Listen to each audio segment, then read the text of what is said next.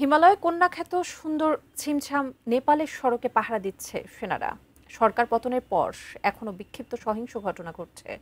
বিক্ষোভে নিহত হয়েছে ৩০ জন, আহত ১,০০০-এরও বেশি।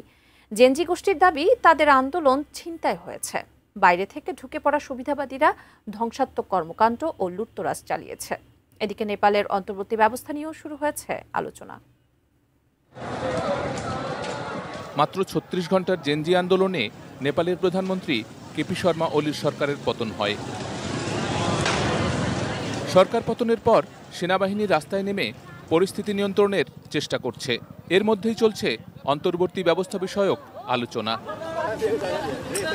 আন্দোলনে নেতৃত্ব দেয়া জেনজি গোষ্ঠীর একটি প্রতিনিধি দল বুধবার সেনা সদর দপ্তরে গিয়ে এ নিয়ে আলোচনা করেছে।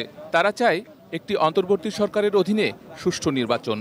সেই সরকারের প্রধান হিসেবে তাদের কেউ কেউ দেশটির সাবেক প্রধান বিচারপতি সুশীলা কার্কির নাম প্রস্তাব করেছেন। বিক্ষোভের সময় ভাঙচুর, সরকারি দপ্তরে আগুন, লুটতরাজ সহ নানা ধ্বংসাত্মক ঘটনা ঘটে। এসব কর্মকাণ্ডে তাদের দায় নেই জানিয়ে বিবৃতি দিয়েছে নতুন প্রজন্ম। তারা বলছে তাদের আন্দোলন ছিনতাই হয়ে গেছে।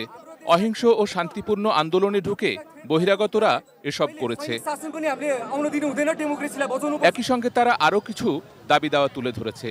এর মধ্যে রয়েছে গত ৩ দশক ধরে রাজনীতিকরা দেশের যেসব সম্পদ লুট করেছেন তার সুবিচার, শিক্ষা, স্বাস্থ্য, বিচার বিভাগ, নিরাপত্তা ও যোগাযোগ ব্যবস্থার কাঠামোগত সংস্কার ও পুনর্গঠন এবং আন্দোলনে যারা হতাহত হয়েছেন তাদের রাষ্ট্রীয় স্বীকৃতি।